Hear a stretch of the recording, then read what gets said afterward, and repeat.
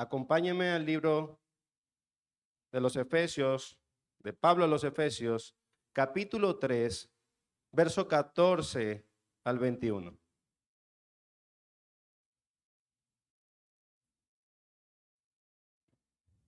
Efesios 3, 14 al 21. Dice la palabra de nuestro buen Dios. Verso 14. Por esta causa doblo mis rodillas ante el Padre de nuestro Señor Jesucristo, de quien toma nombre toda familia en los cielos y en la tierra, para que os dé, conforme a las riquezas de su gloria, el ser fortalecidos con poder en el hombre interior por su espíritu, para que habite Cristo por la fe en vuestros corazones, a fin de que, arraigados y cimentados en amor, seáis plenamente capaces de comprender con todos los santos cuál sea la anchura, la longitud, la profundidad y la altura, y de conocer el amor de Cristo que excede a todo conocimiento, para que seáis llenos de toda la plenitud de Dios. Y aquel que es poderoso para hacer todas las cosas mucho más abundante de lo que pedimos o entendemos, según el poder que actúa en nosotros. A Él sea la gloria en la iglesia, en Cristo Jesús, por todas las edades, por los siglos de los siglos. Amén. Oremos. Señor, permítenos no solamente escuchar, sino maravillarnos, asombrarnos con esta oración para la iglesia esta mañana. Que no sea un día más.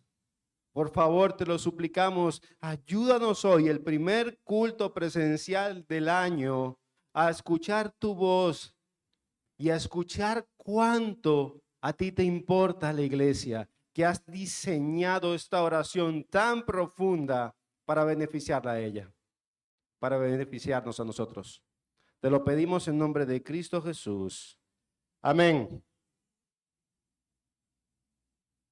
Hermanos, si yo les preguntara hoy,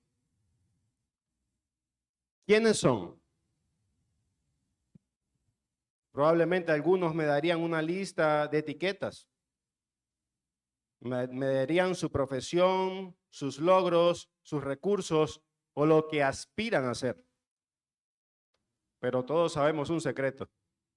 Las palabras se las lleva el viento. Cuando queremos conocer a alguien de verdad, no nos detenemos en lo que esa persona dice de sí misma. No nos basta con el folleto de autopromoción que todos presentamos en público. Yo soy esto, yo soy esto, yo soy aquello, yo hice esto. No nos basta con eso. Hacemos algo más profundo. Cuando queremos conocer verdaderamente a alguien, observamos su caminar, miramos sus decisiones, sus acciones bajo presión, y solo ahí, en la presión de la realidad, entendemos quién es realmente esa persona. Piensen por un momento en Winston Churchill. Todos tenemos en mente a un gran líder elocuente con discursos épicos. Pero los historiadores no se quedaron con la voz que salía por la radio. Ellos se convirtieron en detectives porque querían saber quién realmente eran. ¿Y sabe qué hicieron? Se sumergieron en sus cartas privadas, en sus notas a medianoche y en sus diarios personales. ¿Con qué intención?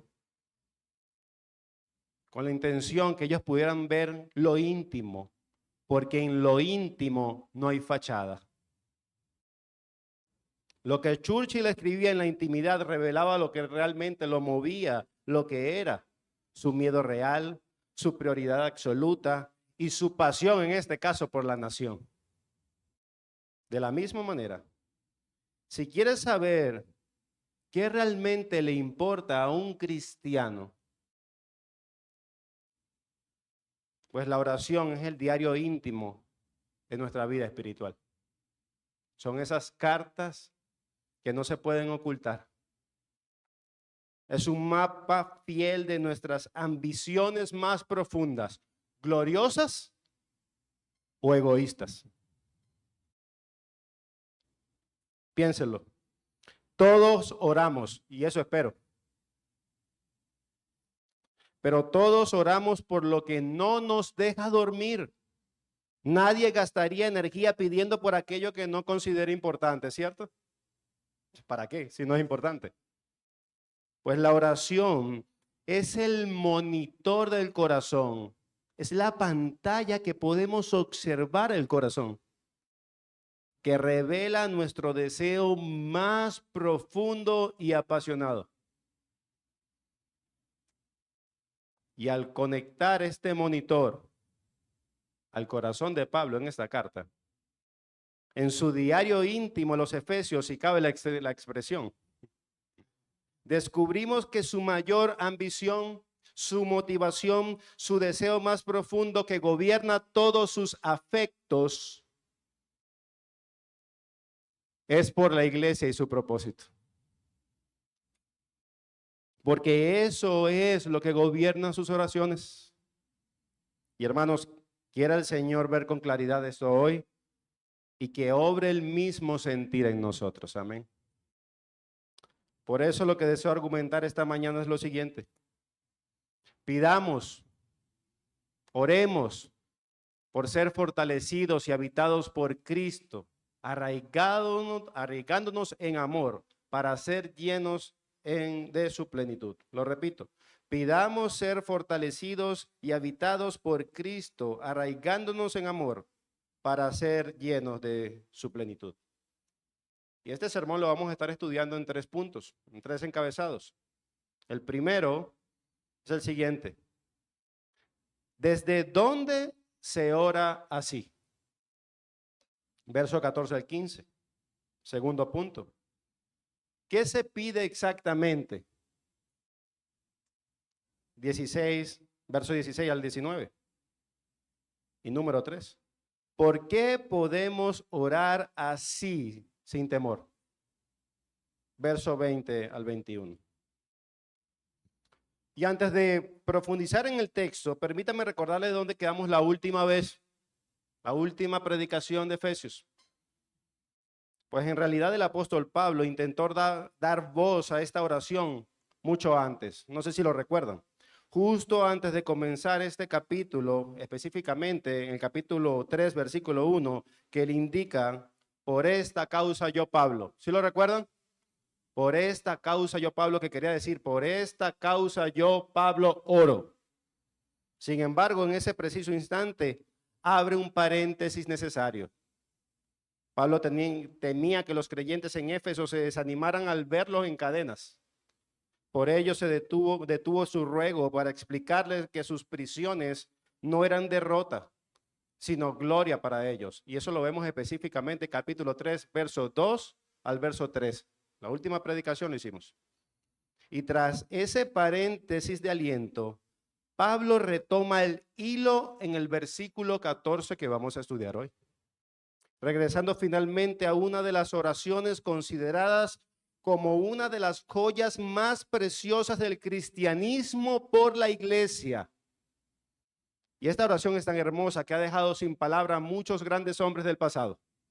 Por ejemplo, el puritano Matthew Henry la describió como una de las peticiones más elevadas, sublimes y de mayor alcance jamás escritas para la iglesia. Charles Spurgeon, por su parte, decía, esta oración es una escalera de luz. Cada peldaño nos eleva más cerca de lo inefable. Hasta que en el último escalón, Pablo nos deja, y escúchelo bien, en el océano de la plenitud de Dios, donde ya no hay orillas ni fondo. Y es exactamente en ese océano donde nos vamos a sumergir hoy. Así que acompáñenme al punto número 1. ¿Desde dónde se ora así? Verso 14 al 15. Por esta causa, doblo mis rodillas ante el Padre de nuestro Señor Jesucristo, de quien toma todo nombre, toda familia en los cielos y en la tierra. Así que Pablo comienza este texto, por esta causa. Y la pregunta inevitable para nosotros es contestar esto. ¿Por cuál causa? ¿Qué mueve a Pablo a orar de esta manera? Y aquí esto no se trata de una emoción pasajera ni de una crisis personal. Pablo está retomando exactamente lo que había intentado hacer en el versículo 1 en este mismo capítulo y después de un paréntesis necesario, ahora vuelve al punto, la causa que lo impulsa a orar. ¿Y cuál es? Es todo lo que Dios había revelado acerca de su propósito eterno en Cristo para la iglesia, desarrollado desde el capítulo 1 hasta el capítulo 3. Y lo voy a repasar brevemente. Por esta causa, por todas las bendiciones espirituales en los lugares celestiales, la unión de judíos y gentiles en un solo cuerpo, la iglesia como morada de Dios, el plan eterno de Dios manifestado por medio de la iglesia, sus poemas, su obra maestra y el misterio que ahora es revelado. Frente a esta realidad tan gloriosa que venía comunicando Pablo desde el capítulo 1 hasta el final del 3, Pablo entiende algo fundamental, que estas verdades no solamente tienen que quedarse o pueden quedarse solamente en lo intelectual y en lo doctrinal. Requieren una obra profunda de Dios que sean interiorizadas en el creyente. Por eso Pablo ora. Y entonces dice, doblo mis rodillas. ¿Desde qué lugar se ora así? Doblo mis rodillas. Y aquí Pablo no está describiendo un lugar geográfico ni una situación personal, aunque sabemos que está preso, sino la posición desde la cual ora.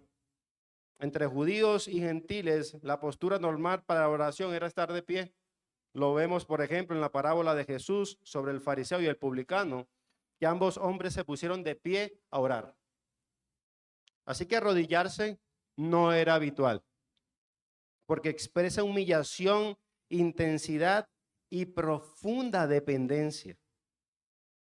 Así lo vemos también en el Antiguo Testamento cuando oró Esdras arrodillado al confesar el pecado del pueblo de Israel. Y así también oró nuestro Señor Jesucristo cuando su rostro se posó en el monte de Getsemaní. Así como bien lo expresa John Piper, la oración devota y apasionada, esa donde no puedes ocultar tus verdaderas ambiciones, hace que todo hable. ¿Qué quiere decir con esto? La oración apasionada, devoto, hacen que hablen las bocas, decía Piper, hacen que hablen los corazones y muchas veces también hace que hablen los cuerpos. Y cuando el alma está asombrada por la grandeza de Dios, el cuerpo tampoco puede permanecer indiferente. Pablo ora desde una profunda humildad, consciente de que lo que va a pedir está más allá de toda fuerza humana. Pero noten esto, no solamente dobla sus rodillas, la dobla ante el Padre. Y aquí está el equilibrio glorioso de este texto, que Pablo ora humillado, sí, pero no ora inseguro. Ora con reverencia, sí, pero ora con una confianza filial porque sabe a quién le está orando. Y en el verso 15 lo confirma.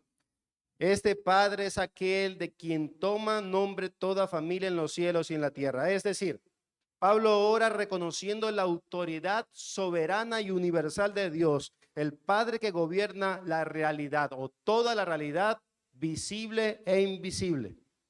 Así que Pablo ora desde una humildad profunda y apasionada, pero también desde la seguridad de estar delante de su Padre soberano. Y desde ese lugar, desde la humildad y la dependencia, es donde Pablo ora así. Y ahora la pregunta va para nosotros. ¿Nos importa la iglesia como le importaba a Pablo? Hermanos, porque la manera que oramos revela lo que realmente valoramos. ¿Recuerdan? Es inevitable. La manera que oramos revela lo que realmente valoramos. Si nuestras oraciones giran casi exclusivamente alrededor de nuestra comodidad, nuestro éxito y nuestro alivio personal, este texto nos confronta y nos hace lo hace con una pregunta honesta. ¿Ocupa la iglesia de Cristo un lugar central en nuestras oraciones? Hoy estamos empezando un nuevo año.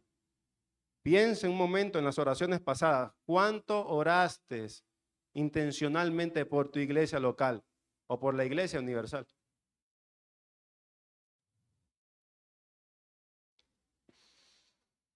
Ay, hermanos, tenemos muchas cosas que arrepentirnos y yo creo que esta es una. Orar por la iglesia no es opcional, es una respuesta al propósito de Dios. Pablo ora así porque entiende que la iglesia, y escúchalo bien, es el portaaviones de donde Dios despliega su gloria hacia las naciones. Si entendemos este propósito, no podemos permanecer indiferentes ni en silencio. Si tú entiendes, si yo este propósito, tu corazón debe arder por la iglesia. Hermanos, la falta de oración profunda por la iglesia revela una visión pequeñísima de Dios. Cuando dejamos de doblar rodillas, literal o figurativamente, muchas veces no es por falta de tiempo, sino porque hemos perdido de vista la grandeza de lo que Dios está haciendo en su pueblo militante y triunfante. Amar a la iglesia se evidencia en cómo intercedes por ella. Es fácil decir hoy por hoy, te amo con nuestra boca, pero como dije al principio, pues las palabras se las lleva el viento. Amar a la iglesia se evidencia cómo intercedemos por ella. Pablo no ora para que los efesios tengan una vida más fácil, sino para que sean fortalecidos espiritualmente. Eso es amor. Así que el Señor nos ayude a orar de esa manera. Amén. Así que aquí tenemos a un Pablo de rodillas. El ambiente está cargado de reverencia.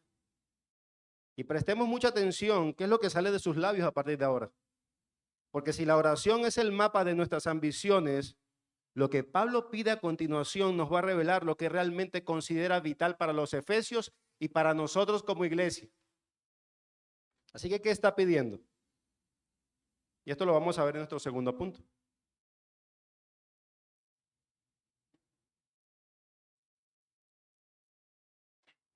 Y aquí es donde nos vamos a quedar más tiempo. ¿Qué pide exactamente Pablo? Y examinemos la oración como esos detectives que vieron la vida de Churchill. Examinemos la oración de Pablo un momento. Piensen que esta oración es como una especie de escalera, una escalera ascendente. Y cada peldaño tiene una palabra clave: fuerza, amor, conocimiento y plenitud. O para ser más precisos, Pablo ora, número 1, primero para que sean fortalecidos por medio de Cristo, por su Espíritu.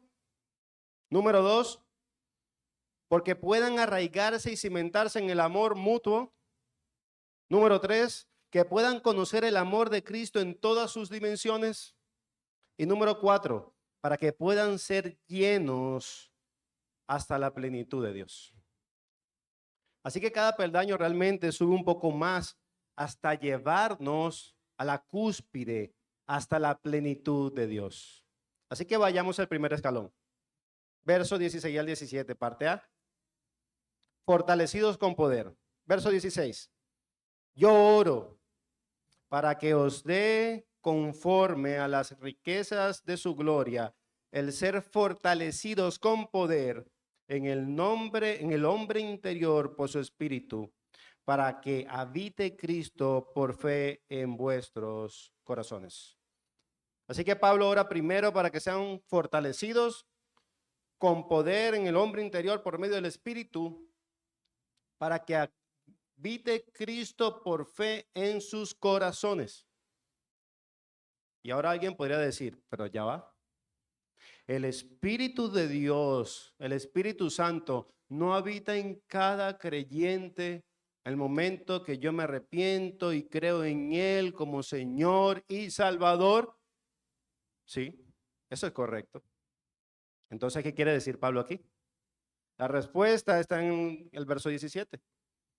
Para que habite Cristo por la fe en vuestros corazones. Aquí Pablo usa la palabra griega katoiken, que significa, y escúchelo bien, necesitan entender esto, habitar con una permanencia que se despliega, no de paso.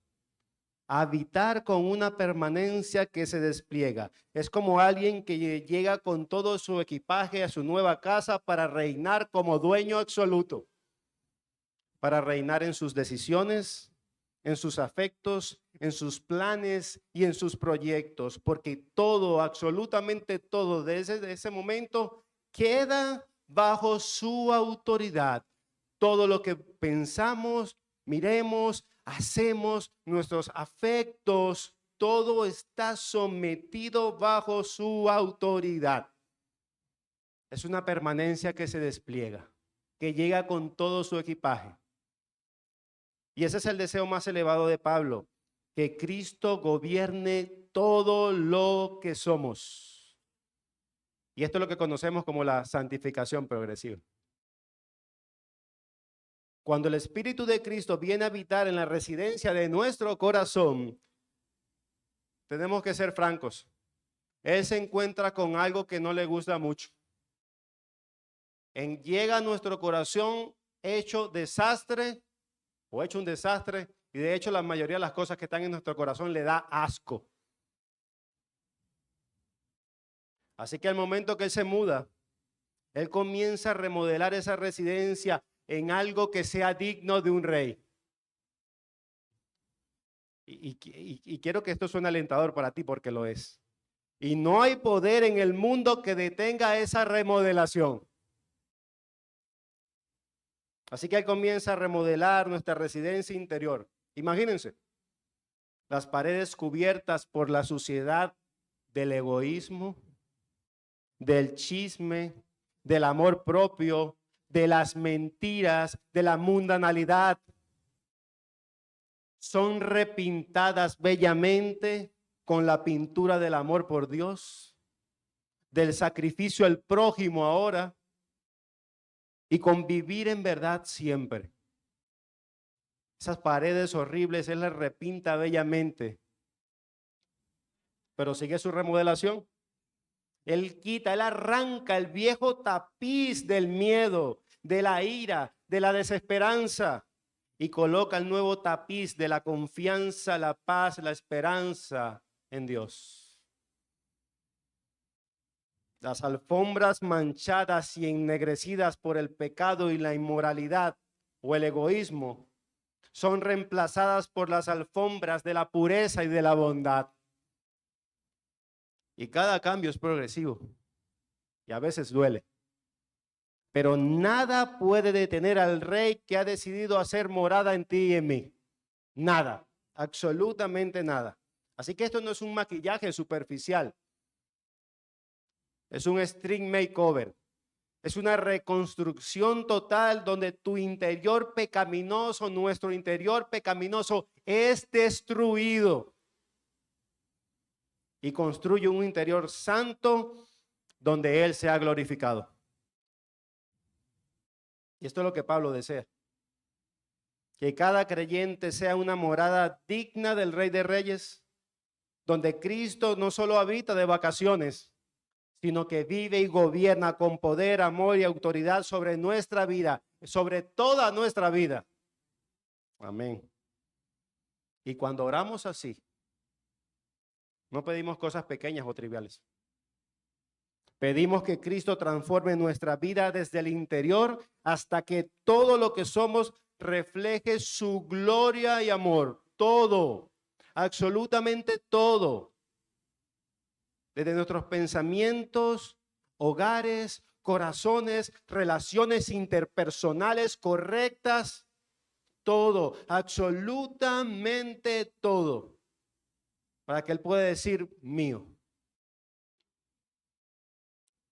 Ese es el primer escalón.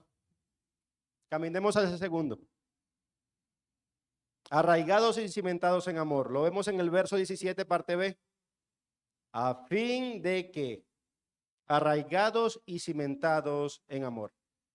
Y a simple vista esto parece algo superficial, pero como toda la escritura es algo profundo. El verdadero significado es que debemos estar arraigados y cimentados en el amor mutuo como hermanos. ¿Cómo luce eso en la práctica? Cuando un hermano te ofenda, ¿qué vas a hacer? Ámalo. Cuando un hermano te menosprecie, ámalo. Cuando invertiste tiempo en él y ahora no te toma en cuenta, ámalo.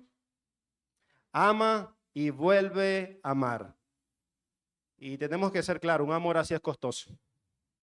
De hecho, es sobrenatural, ¿cierto? No es algo que brote de nuestra propia voluntad, pues requiere una fuente externa de poder, y esa fuente externa de poder es el poder del Espíritu Santo. Y para explicarlo, Pablo utiliza dos imágenes que todos podemos entender, una imagen botánica y otra imagen arquitectónica. Él dice, él ordena, o esta ilustración que utiliza es de un árbol y la de un edificio. Y piensen en un árbol. Cuando tú ves el árbol frondoso, bello, con hojas, tú estás viendo la mitad de la historia.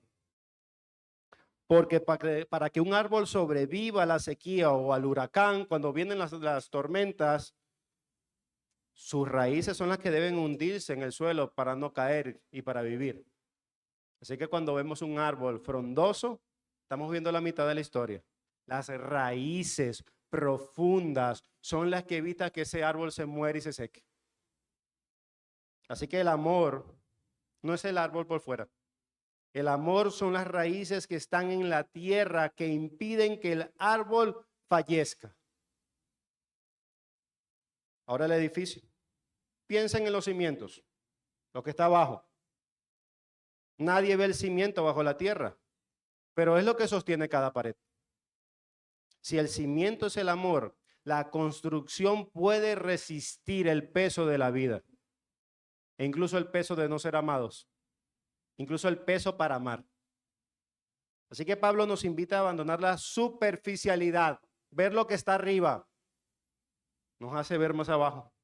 El amor debe ser radical, porque esa palabra viene de la raíz, y fundamental, que viene del cimiento. Así que no es algo que hacemos solamente los domingos, mi hermano, y a mí me encanta abrazar. Cuando llegué en ese momento me encantaba abrazar a mis hermanos. ¡Wow! ¿Cuánto tiempo?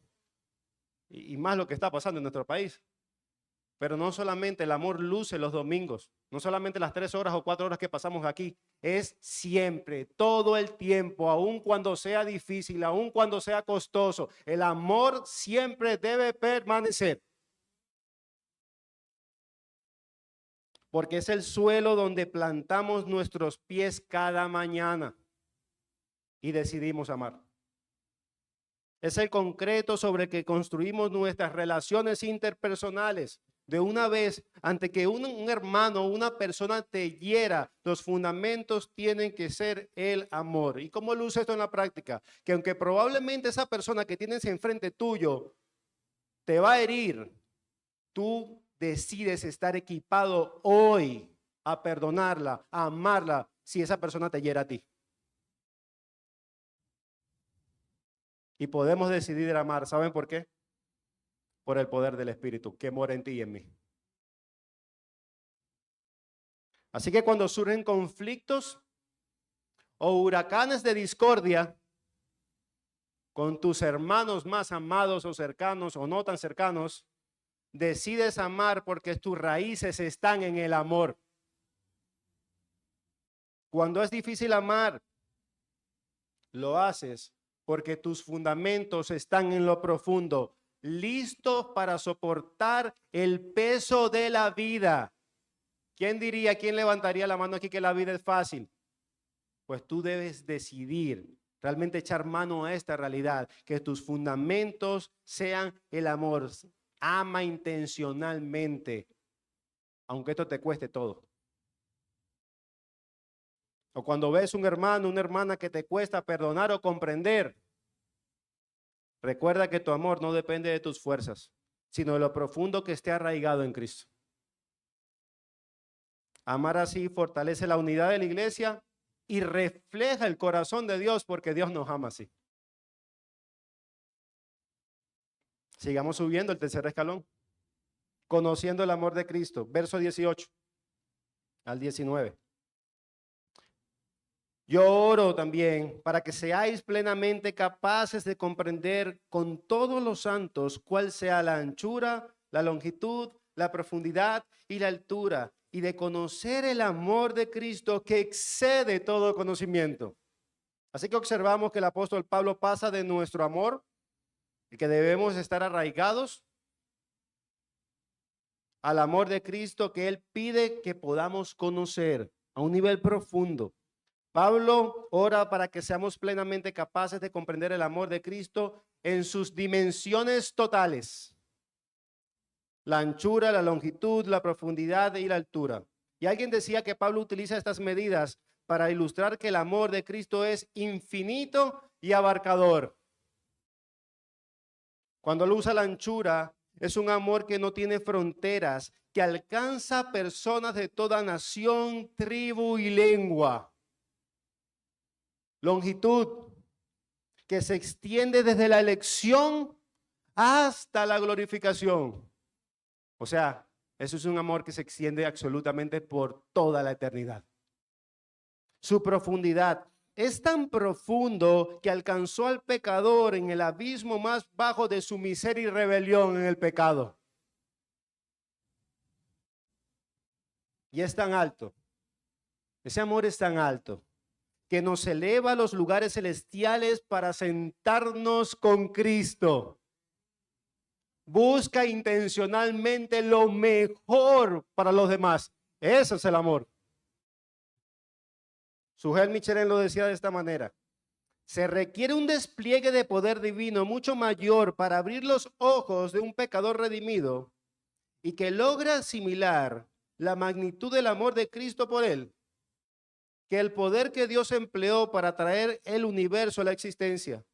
Pues ese amor tan vasto e infinito que ningún cristiano puede abarcar a solas, sino que necesita de la comunión con todos los santos para alcanzar a vislumbrar sus dimensiones eternas. Ahora, en palabras menos poéticas, y espero que hagan justicia a las palabras del pastor Sujel. Hermanos, Dios no tuvo que convencer a las estrellas para que existieran, ni tuvo que luchar contra la resistencia a las galaxias para ponerlas en su lugar. Simplemente habló y el universo fue hecho. Sin embargo, para que un corazón humano, altivo, herido, ilimitado, pudiera asimilar, para que pudiera entender una milésima parte del amor que Cristo tiene por él o por nosotros, Dios debe realizar un milagro de poder mayor que la misma creación. Es tan grande ese amor que Dios tiene que realizar un pecado más grande,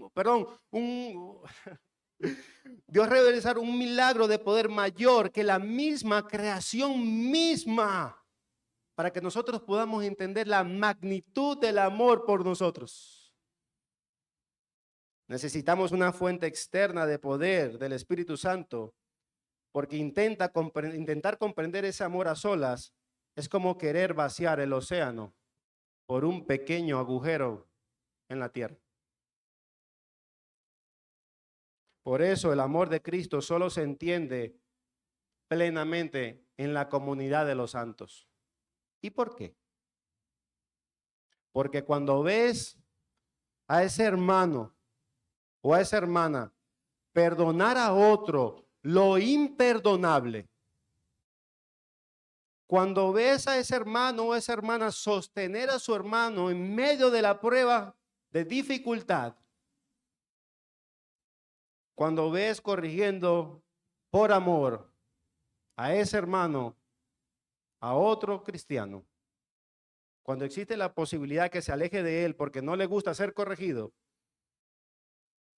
y cuando nosotros mismos somos amados a pesar de nuestras faltas, es ahí, con todos los santos, donde las dimensiones de ese amor dejan de ser teoría y se convierte en una realidad para nosotros. Y podemos empezar a entender cómo Cristo nos ama aún siendo imperfectos.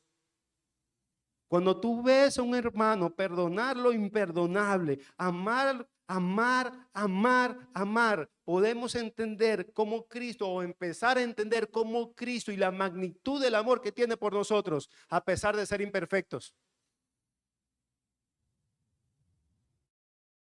Y yo no sé tú, pero yo quiero conocer ese amor que excede todo conocimiento. Amén. Pues aquí tenemos la iglesia para que comencemos a aprender.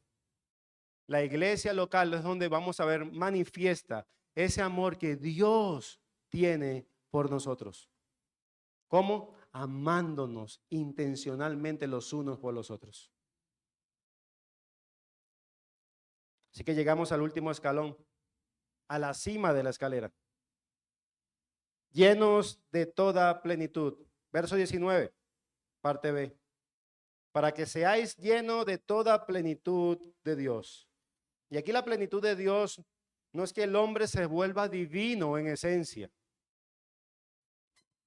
sino que sea llenado de las bendiciones y virtudes que Dios ha depositado en Cristo para nosotros. Como decía el teólogo holandés Herman Bavinck, no es que nos convirtamos en dioses, es que la vasija de nuestra vida esté tan sumergida en Dios que ya no quede ni una sola burbuja de aire para el pecado, para el orgullo y para el yo. Ser llenos de su plenitud es que su carácter nos gobierne de tal manera que nuestra paciencia sea la suya, que nuestra santidad sea la suya y que nuestro gozo sea el suyo, que sus intereses sean nuestros intereses. ¿Y sabe qué le interesaba a Dios o qué le interesa a Dios?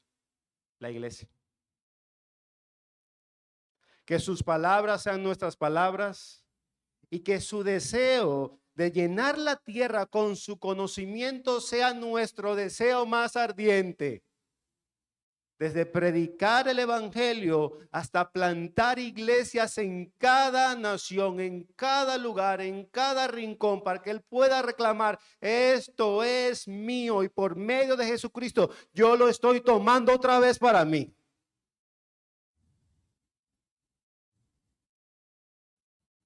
Y este es el estado que todo cristiano debe anhelar apasionadamente.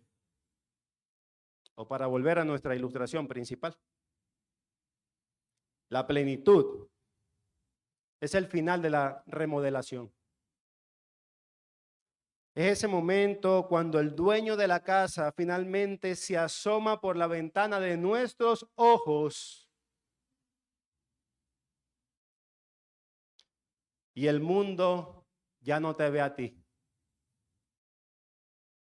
sino que ve la gloria de Dios reflejada en un ser humano.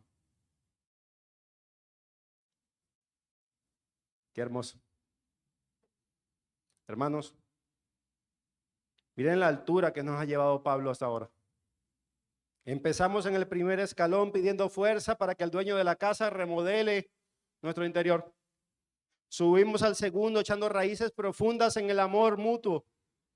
Alcanzamos el tercero intentando medir lo inmensurable, las dimensiones del amor de Cristo que trasciende todo conocimiento. Y finalmente tocamos la cima, llenos de la plenitud de Dios. Es una escalera que parece tocar al cielo. Y al verla y a pensar, Pablo realmente oraba por esta magnitud, por la iglesia, no solo por los efesios, sino por nosotros, en un sentido. Es normal que nos sintamos pequeños, porque lo somos. Es normal que te preguntes, ¿cómo puedo yo, con mis debilidades, con mi pasado, con mi fe que a veces flaquea, llegar a esta plenitud. Eso seguro es para los teólogos, los pastores. No es cierto. Esto es para cada creyente. Te podía seguir preguntando cómo mi casa, mi ser interior, puede ser una morada digna del Rey. Pues si dependiera de nuestra disciplina, de nuestro esfuerzo, esta sería una escalera, sí, pero camino al fracaso. Pero Pablo no termina con un esfuérzate más. No. Él termina con una explosión de alabanza que nos da la garantía de que esto no es un sueño inalcanzable, sino una realidad garantizada para cada creyente. Así que entremos al último punto de esta mañana. ¿Por qué podemos orar así sin temor? ¿Por qué podemos orar así para que eso también pase por nuestra iglesia, en nosotros y llegar a la plenitud de Dios? ¿Por qué? ¿Cómo estamos confiados? Verso 20. Y aquel que es poderoso para hacer todas las cosas mucho más abundante de lo que pedimos o entendemos, según el poder que ya actúa en nosotros. Y hermanos, a menudo creemos o caemos en el error de pensar que la plenitud de la vida cristiana es una meta que alcanzamos por nuestra propia vigoridad, fuerza. Pero no es así. Aquí está la verdad. Y quiero que la escuche. Tu capacidad de hoy o de mañana no es el límite de lo que Dios es capaz de hacer en ti. Lo repito, tu capacidad de hoy o de mañana no es el límite de lo que Dios es capaz de hacer en ti. Y un ejemplo que me encanta recordar. Yo siempre que leo biografías, me gusta ver cómo Dios usó a hombres expandir su evangelio. Eso me llena de mucha fe. Pero también me gusta ver sus sombras. ¿En qué sentido? Que eran hombres débiles y dependientes de Él. Eso me anima más realmente que lo que hace positivamente. Porque yo me puedo decir, este hombre es igual a mí. Es un hombre que depende de su Dios y es tan débil como yo. Así que el primer ejemplo que siempre recuerdo es William Carey. Un zapatero inglés que, escúchalo bien, no dominaba su propio idioma, el inglés, y tenía graves problemas de ortografía. Nosotros diríamos, si hay un ejemplo de que Dios no puede hacer nada con este hombre, era él. Zapatero, tenía problemas gramaticales. ¿Y por qué hago este énfasis? Porque este hombre, a pesar de estos problemas, terminó traduciendo a 40 lenguas en la India el Nuevo Testamento y terminó siendo considerado como el padre de la poesía y la prosa en la India. Dios solo puede hacer eso. O vemos el otro ejemplo de George Mueller, que si nosotros utilizaríamos una palabra moderna, ese hombre vivía quebrado toda su vida. No tenía dinero, pero llegó a alimentar a 10,000 niños en los orfanatos solo orando y dependiendo de Dios. Solo Dios pudo hacer eso. Así que tu capacidad hoy no es el límite de lo que Dios es capaz de hacer. Y esto no es una cuestión de autoayuda, es para darle gloria al Señor.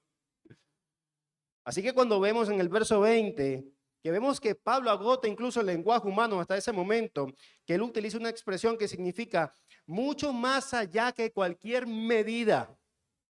Nos dice que Dios es poderoso para hacer todas las cosas mucho más abundante, pero mucho. Nuestra imaginación tiene fronteras, el poder de Dios no. De lo que podemos pedir, y aquí está la clave, incluso por encima de lo que podemos pensar, entender o procesar. Y no estamos hablando de magia, estamos hablando de un poder superior a nuestra lógica. El apóstol ora, yo quiero que ustedes, Efesios, y la iglesia, yo quiero esto glorioso para ustedes. Y vaya que era grande, era gigantesco, que ellos sean llenos de la plenitud de Dios. Pero yo sé que Dios puede hacer más por ustedes porque Él no tiene límites. para que puedan ser llenados a una plenitud que la mente humana ni la lógica pueda comprender. Y aquí no estamos hablando de pide y te daré lo que tú quieras. No, aquí está hablando que el deseo de Pablo, que Dios pueda hacer abundar aún más grande, es que nos parezcamos más a Cristo. Es eso, Él puede dar incluso mucho más allá que nuestras mentes. Señor, hazme santo. Y nosotros, esa santidad personal, quizás tenemos límites, pero Dios puede dar mucho más, mucho más. ¿Y saben por qué? Porque el reflejo de su plenitud es Cristo. Así que lo que Pablo está orando, está diciendo aquí, yo quiero que ustedes tengan la plenitud de Cristo, que cuando lo vean ustedes en este mundo, caminando, transando, haciendo negocios, yendo, comprando, casándose, lo que sea que hagan, puedan ver a Cristo, su misma plenitud. Por eso es que a Pablo le interesaba tanto la iglesia local, la iglesia universal, porque este es el propósito principal de Dios, retomar absolutamente todo, sumergir y someter de la mejor y bondadosa manera el universo mismo llenado de su plenitud. ¿Sabes cuál es la plenitud de Dios? Que Él es intencional a través de la expansión de su evangelio, de la plantación de las naciones, que todo el mundo sea impactado por esa plenitud que Pablo pide para ti y para mí. No solamente en unas áreas, sino en todas. ¿Y saben por qué esta plenitud es una certeza para ti hoy? Porque no es un premio que obtienes por un buen comportamiento, porque jamás lo tendríamos. El texto dice que es un poder que ya actúa en nosotros. Es un poder operativo, un motor eterno que Dios ya ha encendido en tu interior. Ya actúa. Por eso cuando tus fuerzas para amar a alguien que se ofende, a que te ofende, se agotan. Cuando tu mente ya no encuentra razones para seguir adelante, donde sea que estés, detente y recuerda este texto, que no estás viviendo por tu propio esfuerzo. Estás siendo impulsado por la misma fuerza que sostiene el universo, por la misma fuerza que levantó al Señor Jesucristo de la tumba y por la misma fuerza que serás glorificado en su momento. Por esa misma fuerza, una capacidad divina diseñada para llevarte mucho más allá de lo que jamás alcanzarías a comprender, la plenitud de Dios. Así que podemos estar seguros cuando oremos, como dice nuestro argumento, pidamos ser fortalecidos y habitados por Cristo, arraigados en amor, para ser llenos de la plenitud. Tú puedes orar con confianza. Si te has arrepentido de tus pecados y has creído en el Señor Jesús, tú puedes orar con confianza. Así que añadir algo más a esta realidad sería inapropiado.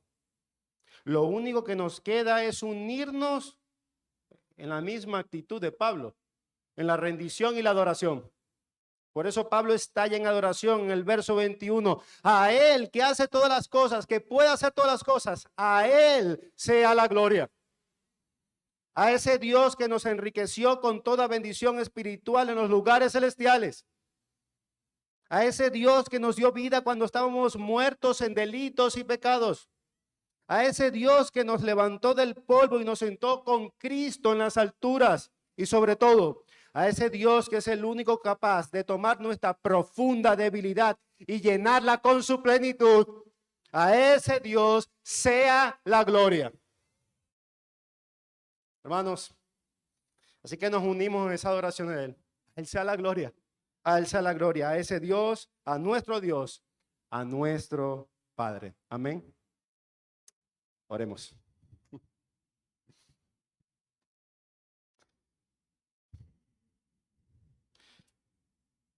Padre soberano, hoy nos rendimos humildemente con el mismo espíritu de Pablo ante ti, reconociendo que nuestra propia capacidad no es el límite de lo que tú puedes hacer en nosotros. Te pedimos que no solamente nos visites, sino que habites, que remodeles cada rincón de nuestra vida, arraigados profundamente en tu amor para que podamos sostenernos bajo cualquier tormenta.